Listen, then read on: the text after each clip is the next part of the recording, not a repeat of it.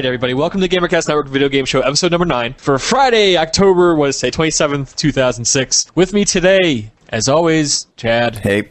Bob. Hello. Keith. Shamalama-ding-dong. Hello.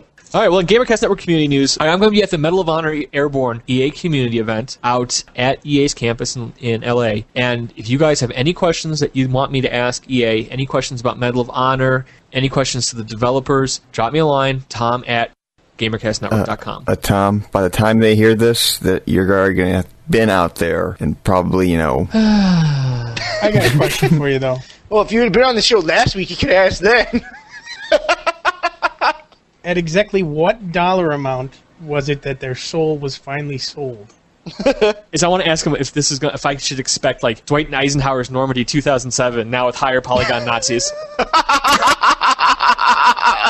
It's just the way the whole World War II genre has just been franchised like football and everything else lately. It's become a genre onto its own. All right, a reminder that the next Counter-Strike Source Night will be on Saturday, November 4th. 2006 at 9 p.m. Eastern. We will reset the stats before Ponage of MC Fragslot begins. Wait a second, what? Hey, that's me! This is what I get for not reading everything before we start the show. You can find the server information at GamerCastNetwork.com website by clicking on the game server link at the upper right-hand corner of the site. We would also like to announce the second winner in our World of Warcraft giveaway. Congratulations to Nate Dogg. You're the winner of the World of Warcraft baseball cap and Alliance t-shirt. I'm glad Nate Dogg won. He's very active on the forums. We'll be contacting you shortly. The contest was to correctly identify as many games by their music in this audio clip. Play clip. That's what I'm going to play the clip and then... Tom, you're just a lemming when you read. You're the exact opposite of Phil. You don't even look. Dude, you're Ron Burgundy. He'll read anything on the teleprompter.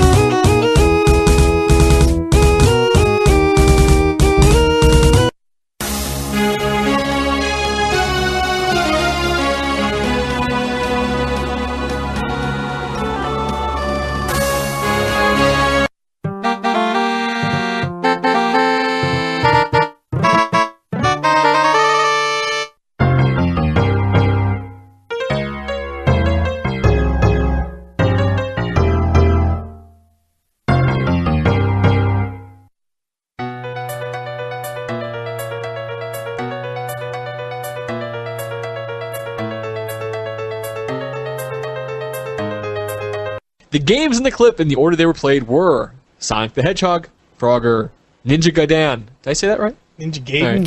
Gaiden, I think is the word.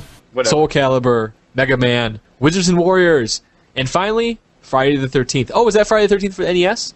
Yes. Yes, it was. Playing that. I didn't actually listen to the clips, but... Glad to see my heart at work is acknowledged. Never mind. Our final WoW giveaway is for a World of Warcraft poster and Horde t-shirt. You have to call the voicemail line and leave us a voicemail message, and the funniest voicemail, the funniest voicemail will win a Horde t-shirt and World of Warcraft poster. Yes, I agree. For the phone number and more details, and to see the poster, go to GamerCastNetwork.com/wow. Excellent. And we'd like to thank Blizzard for the t-shirt and posters, and if they're hiring people, I might be available. Might? Come crawling, begging, and pleading. Please, Blizzard. Please let me in. Let me in. Be sure to check out Gamertag Radio episode 76. This week, Godfrey interviews Maceo from the legendary hip-hop group De La Soul, Jack and Bear from Xbox Canadian Live about X06 in Canada, and Gaia Industries about their Xbox Live arcade game Street Trace NYC. Then relax to the sounds of It's So Easy by De La Soul and Fantasy Island by Hieroglyphics. Download episode 76 and check out their site and forums at gamertagradio.com. Next topic. First topic for today, the PS3 Online is clarified. Earlier this week, Sony's Phil Harrison presented the PS3 Online gaming service. The service itself is made up of a number of different elements, including single login point, store, and web browser. Similar to the Xbox Live Online system, users have a single login for all games which use the system. Sony is providing the infrastructure for account management, however it is up to the individual developers and publishers to maintain their own gaming servers. How does it all work, in summary? It's like Xbox Live, except they have real money. What do you mean they have real money? Instead of points, you actually have a wallet with a monetary amount in it. Oh, okay. Oh, heaven forbid. So wait, so instead of buying marketplace points from Microsoft, I'm just buying dollars from Sony? Put in your thing like an allowance. I have $20 in my thing, which gets charged to my Visa card or whatever. And the only other thing that they were really touting, actually, when Harrison first gave the presentation, was that they have a web browser. Yeah, big deal. That has multi-tabbed web browser. Oh, wow. Wow. Multi-tab web browsers. The only interesting things are they're going to have a one sign-in, Like their own Microsoft Passport type deal? Yeah, it's going to be like you're going to have your gamer tag, but whereas Xbox Live, they have a unified framework and infrastructure for the developers and publishers. They don't have that in Sony land.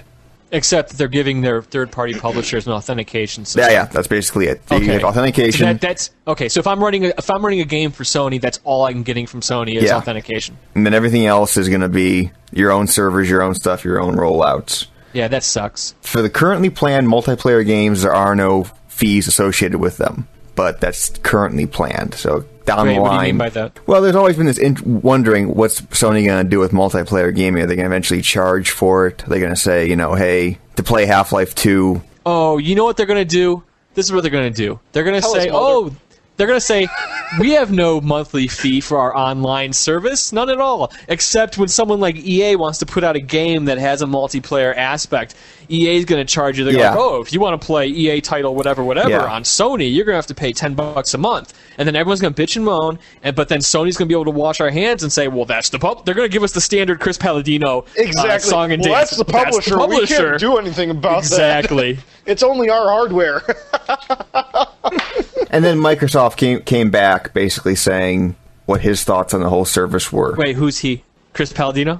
The Xbox Live Group Marketing Manager, Aaron Greenberg. Oh, we had Aaron Greenberg on the show. We go way back. Oh, Aaron and I are like this. Remember, I asked him where babies came from. That's right. And basically he said that Microsoft is flattered that we've created a service that is breeding yet another knockoff. The question was asked of Aaron Greenberg, will Xbox ever have a web browser on their platform? And Greenberg's response was that there already are a number of platforms out there for browsing the web on TV, like Microsoft's own Web TV, but they find that consumers don't really want to use a game console as a web browser. Because they don't have keyboards. Yeah, his point was people prefer to browse the web from keyboards and mice on their PCs. I read this somewhere. I don't remember where I read it or I would give them credit, but someone had said something along the lines of Microsoft is gun-shy about putting a browser in a home console because of the failure of Web TV. Like, they learned from that experience that people simply don't want to sit on their couch and browse the web. Yeah, that's basically what he said. It's hard to read, dude. I mean, honestly, it's just, I think it just might be, because the televisions don't have the resolution. Well, of course we agree with Microsoft. We always agree with Microsoft. That's what we do on this show. Next topic. In this week's micropayment news, there are more micropayments from EA. And we bitched about it. Next topic. Blu-ray Rebuke. Several times over the past few months, Sony has touted the storage capacity of Blu-ray and its need for next-generation gaming. Recent remarks from Sony execs indicate several launch titles are already approaching the 25 gigabyte limit of the initial Blu-ray discs. However, the developers of one next-gen PS3 launch title have no need for Blu-ray. To them, a standard DVD is just fine. The developers of the Elder Scrolls 4 Oblivion indicated the PS3 version is pretty much the same size as the Xbox 360 version, which fits on a DVD. Oblivion offers players a 16-square-mile game world with over 400 locations. The executive producer of Oblivion, Todd Howard, said, "We don't do games with a lot of full-motion video.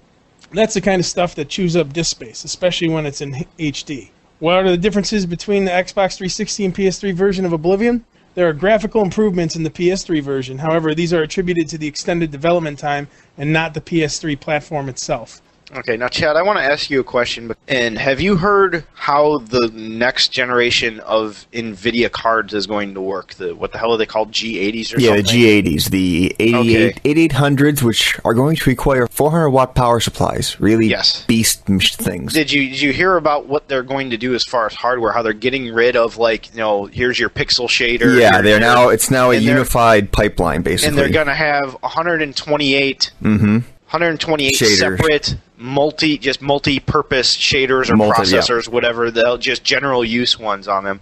Well, that just, that really kind of brings Sony, because that's very similar to how Sony, or the PlayStation 3 is going to work. Yes, yeah, basically the Sony platform is the initial G80. Okay. I think comments like this, I even regret making a lot of them myself about, what the hell do you need Blu-ray for? Why do you need all this storage space? I think saying that the PS3 is having too much storage capacity or this weird architecture no one wants, and saying it's useless is very short-sighted, I think. Yeah. I'd like to... I know, because, been ripping on Sony a lot, but the more I hear about this and the more, that NVIDIA is pushing their stuff this way, this is just how machines are going to work. And just because programmers don't want to work with them now, it's like... You know what I'm saying? Yeah, I know what you're saying, but do you know the ATI chipset in the Xbox 360 is the same way as the NVIDIA one? It's a unified shading pipeline. Okay. So actually, NVIDIA is the one late to the game. Okay. See, I wasn't sure. I thought I was under the impression that the 360 was still using the standard stuff that we're... No, the 360 moved over to a unified shader pipeline. Okay. Now, theirs probably is not as complicated as the NVIDIA one is. I'm sure the NVIDIA one is much more pumped up. But in terms of the actual overall architecture, they are moving to the unified pipeline where there is no pixel or vertex shader. It is just a unified shader. That was probably way too dorky to get in the show, but I really wanted you to clarify that. No, it that gives us credibility. Credibility. I started looking at porn. Because I had no idea. Well, my but point it makes it being sound is, like I think... we could actually be an authority on something. But it's just, I don't know. I don't know where I thought it was okay to start ripping on better hardware. Where that switch flipped in my head when we were in this discussion and we started just being all fanboys about. Well, I don't want to be. I think the PlayStation 3 has really cool hardware. I mean, the Cell and the NVIDIA stuff is really kind of cool. It probably will be better down the line than the Xbox stuff. I definitely think that the games that are going to come out on the PS3 at launch will be very ho-hum. And but honestly, the games on the Xbox 360 at launch were pretty ho-hum, and honestly, still, they're good, but they're not. They're still not great. There's nothing there that's... The first great title is probably going to be Gears of War. Probably, yeah. And that's just because right now that's pushing the platform to its limits in the current brain trust. It can be better. They're pushing the Xbox 360 to the limits that they know how to do right now. We probably aren't seeing the first major title for the PlayStation 3s and launch titles. I mean, it's going to be at least a couple of years. A year at least. Yeah, definitely, at least. Next topic. What happened this week is Bumblefoot got himself in a lot of hot water because he basically bitched and moaned to this judge. I can't remember what state it was, if it was Florida or not. It was in Florida. Convinced the judge that Bullied was going to cause intimate or immediate. It was going to incite violence as soon as it hit this market. Intimate violence. I love you. I love you. So the judge actually took the time to watch some footage from the game, came to the conclusion that this was ridiculous, that he actually was convinced by some lawyer to take the time to watch this thing, and now Jack is the possibility of being held in contempt of court. The judge recused himself of it because he's filing a complaint with the Florida Bar Association over Jack's ethics or something along those lines. I'm not a lawyer. I don't know. No, Jack, after his comments in the courtroom, he sent a letter which was very inflammatory against Take-Two and the judge. Well, yeah, inflammatory level, that's kind of his thing. Yeah, I know, it's his thing. That's what caused the whole contempt of court thing. Captain Marvel You're not allowed Shazam to insult a judge? Thompson. No. In their own court? No, they don't like that, I guess. Who played Bully? Was that you, Chad? Well, I was going to say, what's the game even like? I couldn't make heads or tails of it from the previews I've seen. It's an open-world game in the spirit of Grand Theft Auto. However, instead of being in, like, Vice City or San Andreas, you're in this northeastern Maine-ish kind of town where there's it's an academy for dejects and rejects and that kind of thing. And your character is thrown into the mess. And actually, your character is, take like Bruce Willis and make him a kid. Okay. And you basically, in the game, you go around and you basically do things like, go to classes, which some of the class mini games are really fun. I like it a lot because I like these open-ended games in like offbeat environments. And in Bully, it just breathed life back into the Grand Theft Auto thing for me because it was like, I played Grand Theft Auto 3. I like that one a lot. The next two just were more of the same, kind of bored me.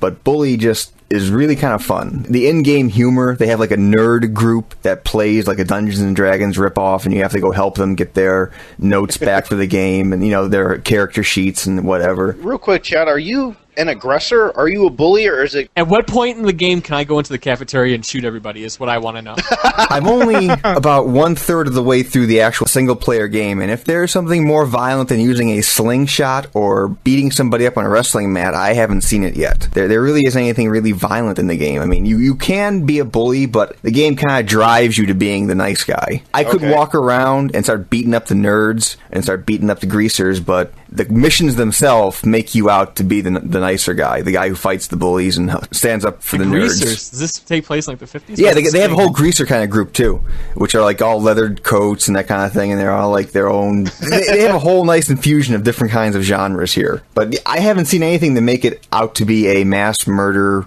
simulator or Columbine simulator yet. God knows it could be in there in a mod, but in a hot coffee or whatever kind of mod. It'll be a lukewarm espresso instead of hot coffee. No, it'll just be one of those pops that the little kids just take all of them and mix them all together.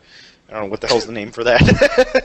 The thing is, I'm sure not a lot of people are going to probably get it because it's on the waning of the current gen systems. I think it's kind of fun. I mean, but the other thing is, I think a lot of mainstream press and seeing it as a murder simulator because they think it's by the same guys that made Grand Theft Auto.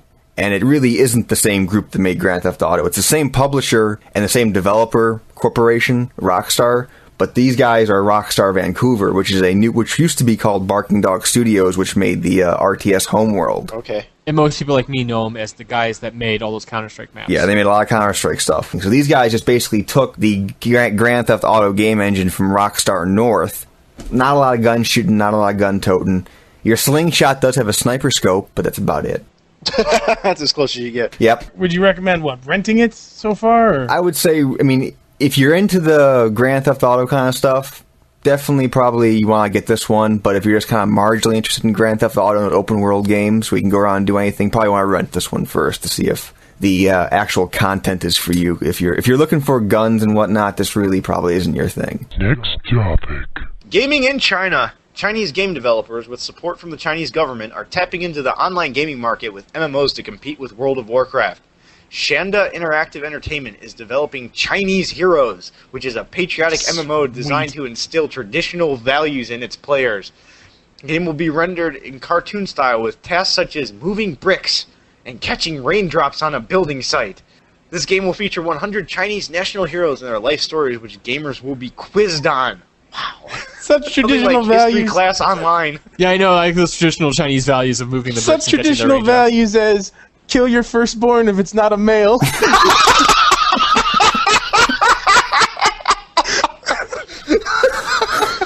Because you're only allowed one kid, name must carry on. Such traditional values. An MMO targeting younger players is Learn from Lei Fang. Fang, who knows? The themes of this game include hard work, a plain life, and willingness to help others. As players start off in the game, they gain experience by sewing and mending socks. Oh my god! Wow, I thought The Sims was bad. When you are promoted in the game, you are given clothes which make you look more average. Quests include searching for copies of the book Chairman Mao's Collection. After battling secret agents, players get healed by visiting the government's party secretary. Setting this game apart from other MMOs is the presence of an endgame. If your character's experience, reputation, skill, and loyalty satisfy the game's criteria, you have the opportunity to meet Chairman Mao in-game and get his autograph. Oh, God, that's silly. Oh my god. I don't think World of Warcraft has much to worry about. Oh, yeah, they do. And the Chinese government requires you to play this instead of World of Warcraft. But you can only sew your socks for 3 hours, or then you get bumped back to level 1. Oh no, I can't keep sewing socks. My 3 hours is up. If I sew any more, I go back to level 1 sock sewer. If I sew any more, I have to stop playing and go sew socks. God, I love that Asians. authoritarian communism. I love Asian gamers. Thank you so much for existing. They're the greatest. Next topic. Fighting the stereotype that all elves are pansies. In the closed beta of World of Warcraft expansion Burning Crusade, Blizzard has made a cosmetic change to its male Blood Elf character model. There are concerns by players that the model looked too feminine. Blizzard decided to increase the body mass, giving it a more substantial, masculine feel. The reasoning behind the change was that Blood Elves, as members of the Horde, must give the impression of strength and a more menacing presence. They're still elves. Yeah, There's, they're elves. there's nothing you can do. That's just life. That's And the they way- have no business being in the Horde. Another reason why I'll never play this game again. This goes back to all because look who dominates all of these forums on Battle.net or Blizzard.com is all the high school kids. The 14, 15-year-old boys. They have a disproportionately loud voice when it comes to influencing companies like Blizzard and the decisions they make on these games. I remember Chad and I talking a few years ago about if we ever made a game, we would completely ignore the player base in terms of what they complain about because they always want the stupidest thing. We actually do the opposite of what they wanted, I think. It's always the most loudmouth kids who have played the game for like a month and a half. Because the people who really like playing the game aren't posting on the forums, they're playing the game. Yeah, actually, a lot of the people who are complaining about this one, the elves being pumped up, are actually the ones saying that, Blizzard is just kowtowing to anybody. They like their men that look like women, damn it. That's the Japanese, right? Yes, the Japanese. Well, apparently it's these people, too, if they're bitching about that. The only thing prettier than the girls is the guys. I hate anime. It just it proves your point, Bob. People will bitch about anything. They'll complain about anything. And people are actually complaining about the Blood Elves mounts. Each other? No. People are saying they rip off of the Final Fantasy chocobos. Sweet, that makes it even better. God! I need to be Ostriches are masculine as hell as I'm riding my my emu across the Great Plains. And the thing is... My God, these people need to be... And the thing is, if you they showed some pictures of comparing them, and both of them look like ostriches. What a horrible, horrible choice for a mount. Oh my God. You cannot be menacing on a ostrich. I don't care. Behold be my like- army of sloths. Dude, what are you talking about? It was cool as hell in Joust. It'll be like Joust all over again. Hey, Joust is a sweet game. Don't. I bought Joust for the Xbox. That's what I'm 360. saying. It is a sweet game. It'll be just as good, right? Right. What could possibly go wrong? You're a big androgynous elf riding on an ostrich, wielding a long, masculine, more substantial lance. What's gay about that? I think maybe that the elves should have those things as a mount. Spell it out like that. It seems very fitting for them. Next topic. Shakespearean MMO. An Indiana University professor, Edward Castronova, has received $240,000 in funds from MacArthur Foundation in order to develop an MMO based on the works of William Shakespeare. Castronova, who is a leading expert on the economics of large-scale online games, wants to use his MMO as a way to educate students and provide social scientists with a new tool. He believes MMOs are in essence social science petri dishes where researchers can study the macro effect of changes in government, law, economics, culture, and so forth. Why use Shakespeare? Castronova says, video game companies make these worlds where millions of people get together online to encounter orcs and dragons. Why not Shakespeare? He's just as fun and better for the soul. Castronova hopes that students who want to pursue a career in game development will work on this project to help build their resumes. When confronted with the fact that commercial MMOs cost tens of millions of dollars to develop, Castronova says, it's a heroic effort in the Don Quixote sense, but at a university we have lots of advantages that people in the commercial sector do not have. Like Yes. free labor from grad Yeah. students. Yes. People like me. And what's worse, $200,000, that's perfect. But it the takes thing that makes me $1 million to do it. sick is he's getting $250,000 of funding from some foundation to make some MMO based on Shakespeare. And, our research group has a high-density solar cell that could possibly revolutionize how this country powers itself. And we can't get a dime from anybody. I'm just gonna say you got like 10 grand to work off of. Thank God for $75 a month rent. No, I think this all goes back to how much plot do you want in a game? Why not Shakespeare? He's just as fun. I don't know. I don't really think Shakespeare would be as much fun as like killing a dragon. I think like a university MMO wouldn't be bad. Like you'd become like a student. That'd be like your avatar. And you'd go to class. You gain experience by working on crappy MMOs no one's gonna play. Yeah, I think here they're not going to use. They're going to actually use the plays as the basis for their content, like the Tempest and the fairy stuff, Yeah. killing Hamlet or going after your own mother or something like that. He's just as fun. Wow, I thought we were gonna have a lot more to say about that. It was just kind of funny at first, but then it was like, well, we are. Well, the more I was reading it, the more I was like, that might not be a bad idea using, proven, tested literature as the basis of your story, rather than how much I've gotten on stories for games in order to justify the game, rather than having the story first and having to make a game around it. I don't has that really been done as far as other than just here's a story, we're gonna make a game where you're the main character and Star run Wars. through it. Star Wars Galaxies. That doesn't count. Why not? I meant like literature, like a good story, not George Lucas. All right, you have a point there. I can see. No, there really aren't any good literature. Think about it. I mean, was there just like were you? The only reason I say this might be a good idea is because one of my favorite.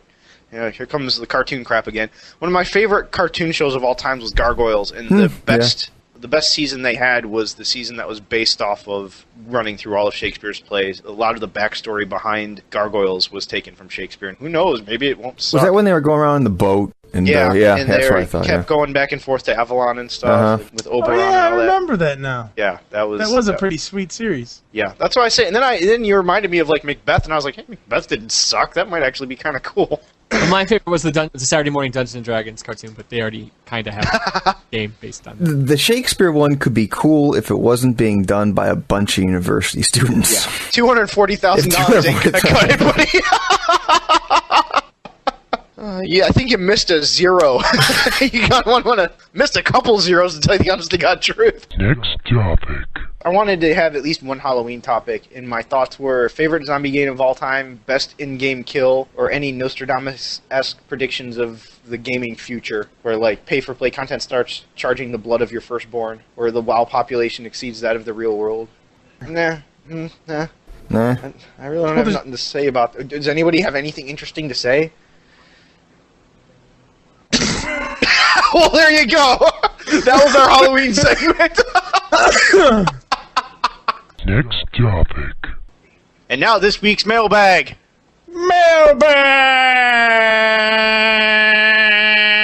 Mailbag!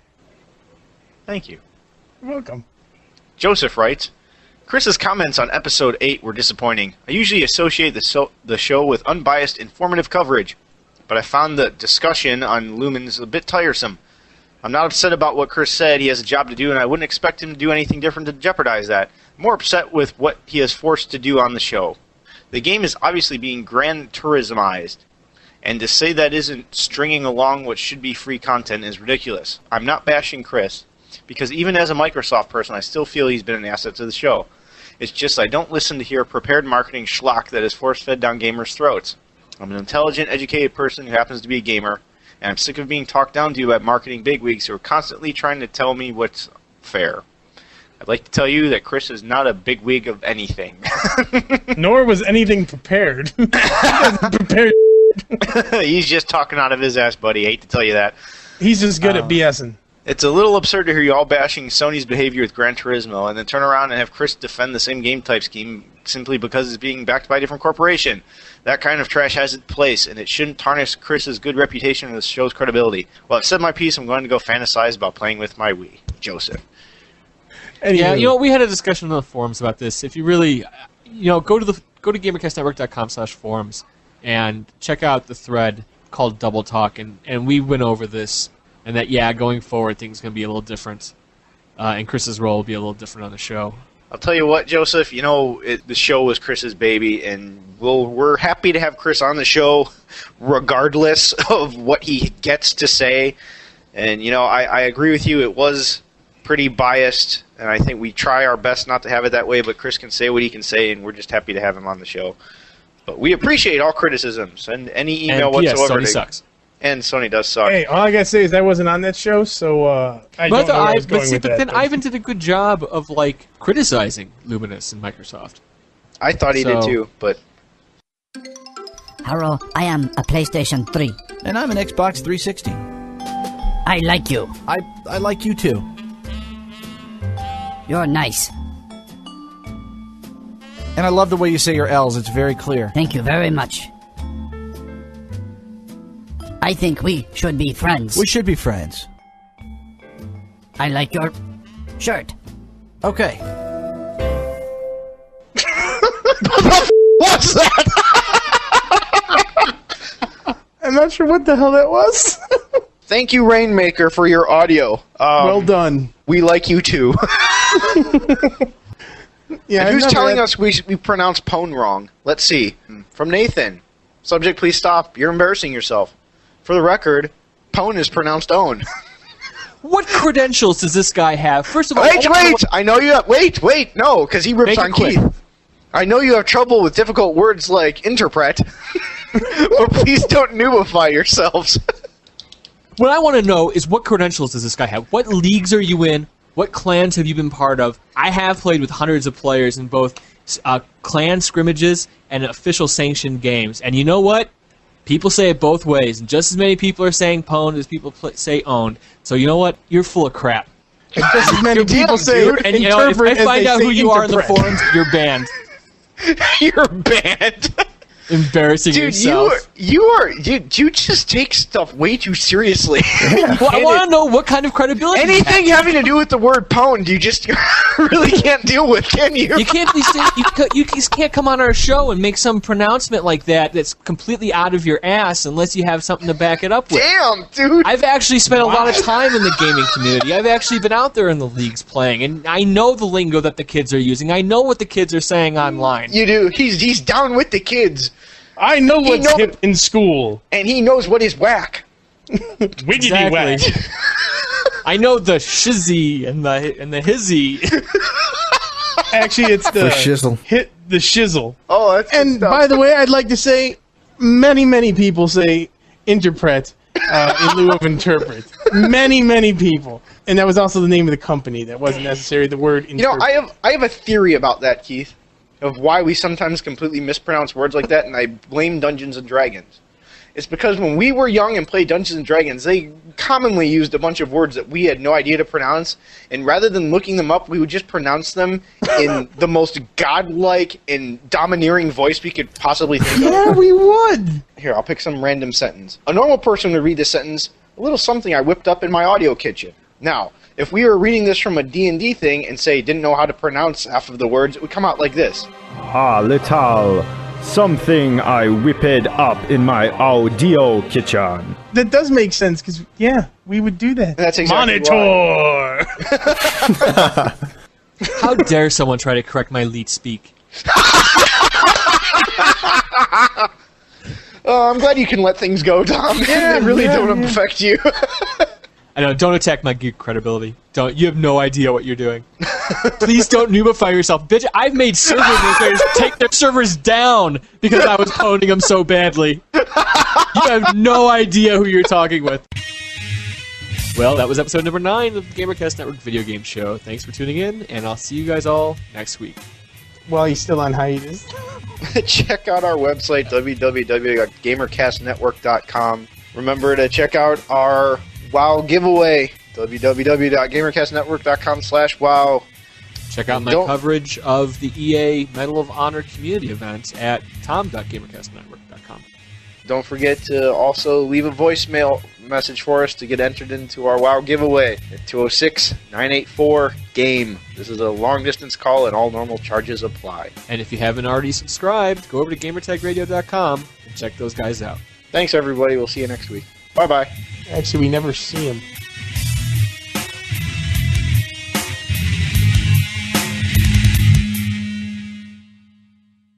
In honor of Halloween, here's an encore presentation of our Christmas skit. Hello, Datadyne Industries. How may I direct your call? Hi, I'm having some issues with my computer. Whenever I turn it on, there's a clicking sound and the screen turns blue. Okay, sir. Let me connect you to the proper department. Hold, please. Blah! Hello. This is a Vampire Tech PC support. Yeah. When I turn on my PC... Wait. What is your blood type, please? Excuse me? You're an operating system. Yes. I ask, what is your operating system? I use Windows ME. Guys, he uses Windows ME. Well, just hang up on him. Windows ME, you've got to be kidding me. Oh, Vishnu. Hey, are you even listening to me? Yes, sorry. Did you reboot, I ask? Yes, I tried that already. Then maybe you try cut your wrist, put blood into cup, and leave on the windowsill? What? What did you just say? Your recycling bin maybe is not empty. Try to defrag? Yes, I tried that. Then I can come over after sun goes down. I bite you on the neck maybe 1-2 times. I need your name and the current location of your juicy fluids. Yeah, my first name's Simon, last name Belmont. I live at... crap.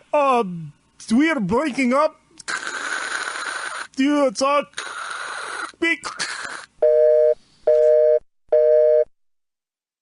At Datadyne Industries, we're anxious to take a bite out of your neck. And You're gonna have to pull up the trim on my mic. At Datadyne Industries, we're anxious to take a bite out of your PC issues. And then your neck. I guess we're done. Tom, could you do an outro, please? Yeah, give us an outro here, Tom. Oh, I'm registering myself on this guy's forums. No one out-geeks Tom. No one!